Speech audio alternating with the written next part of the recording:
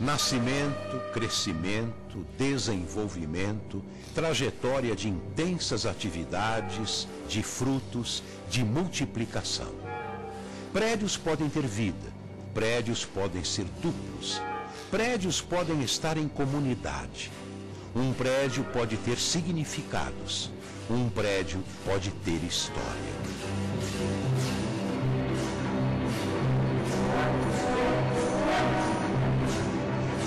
São Paulo cresceu e ganhou muito destaque no século XX. Como capital acumulado pela cafeicultura e por circunstâncias históricas das guerras mundiais, a cidade foi se modernizando e industrializando até virar uma grande potência. São Paulo se tornou o principal centro financeiro, corporativo e mercantil da América Latina.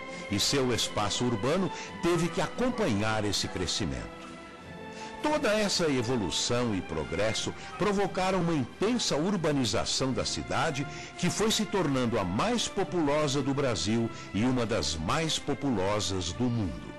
Hoje, São Paulo é uma das 10 cidades com maior concentração de habitantes do mundo, uma das 20 mais globalizadas e um dos 15 maiores PIBs do planeta. O planejamento, urbanização, engenharia e arquitetura da cidade não poderiam deixar de acompanhar seu lema de cidade que não para.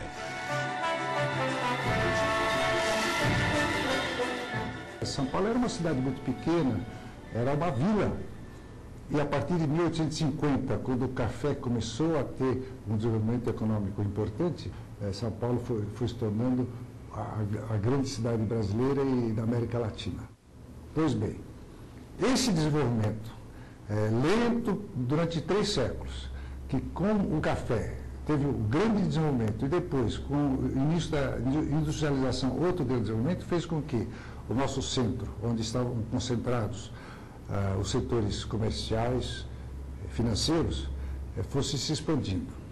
Então, da Praça da Sé, foi para a Rua Barão de Itapetininga, e a Rua Barão de Itapetininga, no ano de 1950, era Oscar Freire da época, a Rua Chique, das lojas, etc.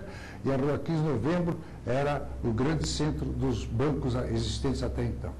Com a saturação do centro, o centro financeiro pulou para a Avenida Paulista. E o centro comercial da Barão de Itapetininga pegou a Rua Augusta e foi descendo a Rua Augusta. Saturada essa parte, o centro financeiro foi para Faria Lima e Berrini. Na parte comercial começam a surgir os shopping centers, né, eles ficam localizados basicamente no eixo da Faria Lima, e o final dos Jardins. Então, esse caminhar do setor financeiro, que traz consigo as zonas comerciais, fizeram que essa expansão da cidade fosse se verificando sem um planejamento mais abrangente.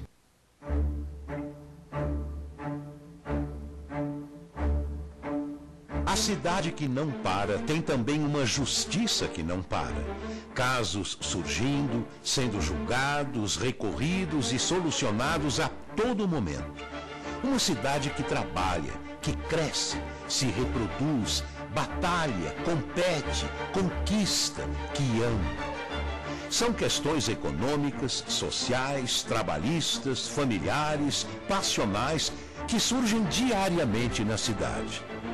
E o papel do Tribunal de Justiça de São Paulo é resolver todos os casos e polêmicas e manter a engrenagem da cidade. O tribunal é o responsável por receber os casos que precisam passar por uma segunda instância, ou seja, eles já foram julgados, mas houve alguma discordância de uma ou ambas as partes em relação à decisão. A partir do momento em que alguém recorre, é função do tribunal encaminhar e solucionar o julgamento.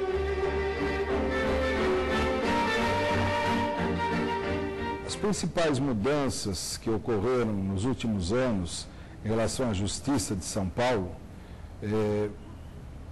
decorreram da proximidade maior com a população. A criação de juizados especiais,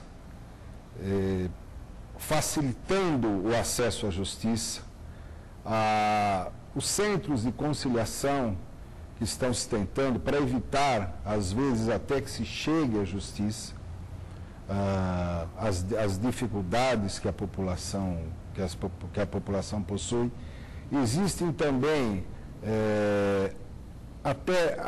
até assessoria de imprensa, coisa que antes não se falava, sequer se cogitava no tribunal, exatamente para que ocorra uma proximidade com o jurisdicionado, com aquele que realmente precisa. Os sites, as comunicações via internet, as comunicações das formas mais diversas, trouxe à população, e hoje em dia o Poder Judiciário não é mais algo hermético, algo que não se comunica com a população.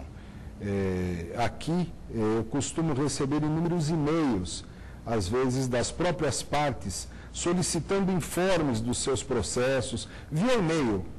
E dentro da possibilidade nós temos atendido e passado os informes, coisa que antes era um acesso muito difícil, não se conseguia.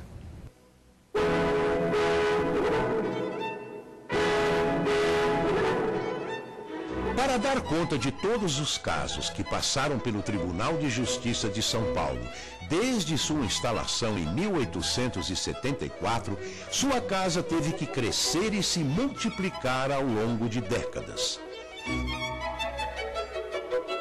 O Palácio da Justiça, construído no século XX, não foi mais suficiente para todas as suas atividades, sendo necessária a ocupação de outros imóveis, como o Palacete Conde de Sarzedas, sede do Museu do Tribunal, bem como a construção na mesma rua da moderna torre denominada 9 de Julho e de outro prédio denominado 23 de Maio.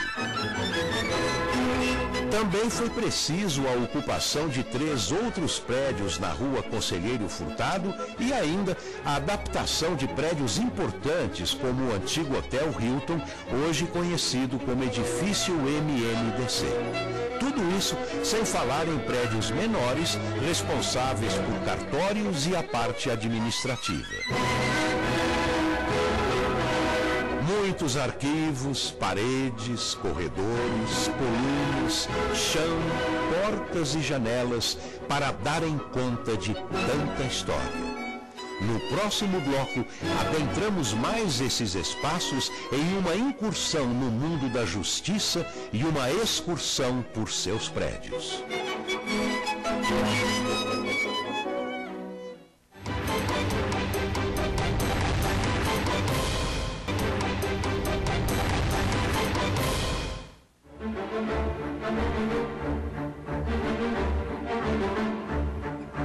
O Tribunal de Justiça de São Paulo foi instalado em 1874 e desde então já teve muitas configurações e muitas sedes. Hoje, o tribunal comporta 360 desembargadores e dezenas de juízes que dão conta de uma média de quase 1 milhão de recursos em andamento.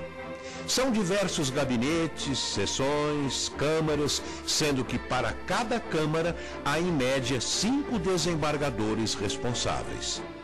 Os tipos de ações são inúmeros, desde questões de consumidores, passando por conflitos de família, homicídios, tributos. O tribunal vem sendo responsável por importantes julgamentos, como da constitucionalidade de leis estaduais e municipais, de casos como o do Pimenta Neves, do maníaco do parque, do coronel Ubiratã, do promotor Igor,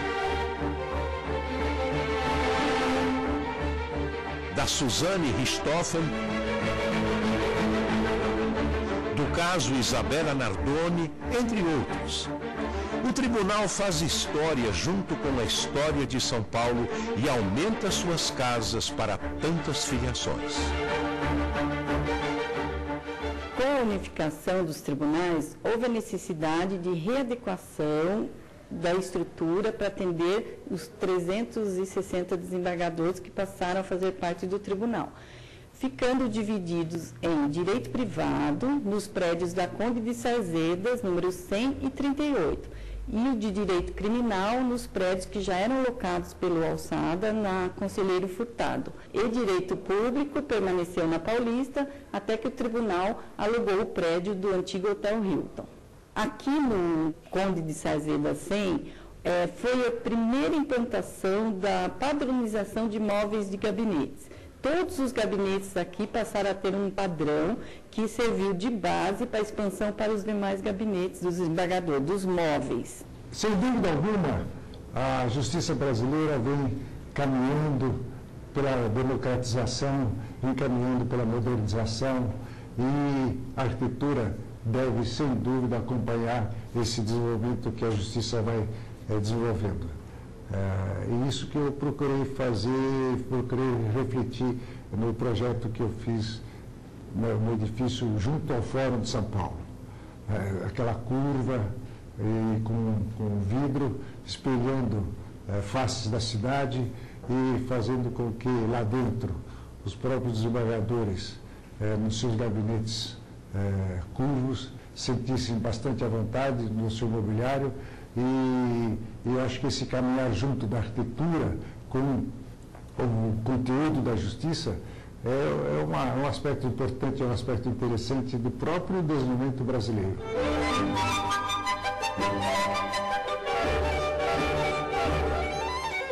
As Torres das Sarzedas abrigam hoje os gabinetes da seção de direito privado, a maior do tribunal. Essa seção conta com 39 câmaras. Essas 39 câmaras abrigam 190 desembargadores e 40 juízes substitutos, que compõem a totalidade da seção. Cada gabinete tem mais ou menos 5 funcionários, o que significa 1.300 funcionários, mais ou menos, trabalhando nos dois prédios da seção. A rotina dos gabinetes é feita da seguinte maneira, em princípio. Na parte da manhã chegam todos os processos que são destinados aos gabinetes dos desembargadores para proferir votos, para despachos urgentes, e isso tudo é feito durante o dia todo. Na parte da tarde muda um pouco essa rotina, porque aí vêm os advogados para receber, para entregar memorial, despachar petições urgentes, tudo isso. Gira nesse prédio em torno de 4, 5 mil processos por dia, entre os que chegam aos gabinetes e os que saem já com os votos proferidos.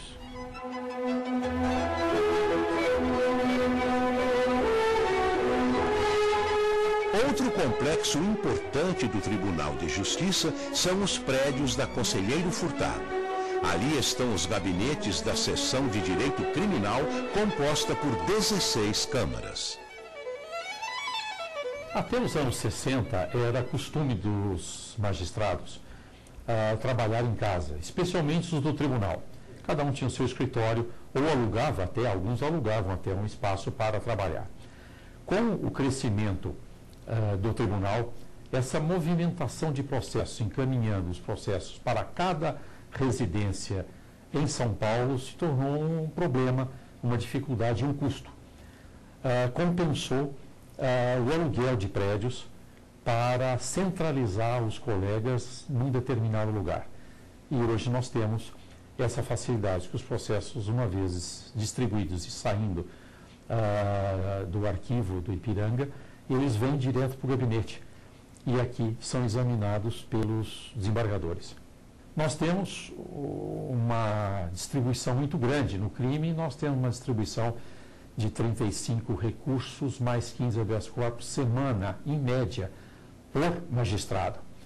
Então, se formos pensar que mandar esses processos para casa de cada desembargador, cada um morando num lado de São Paulo, com o trânsito de hoje, é uma movimentação muito grande.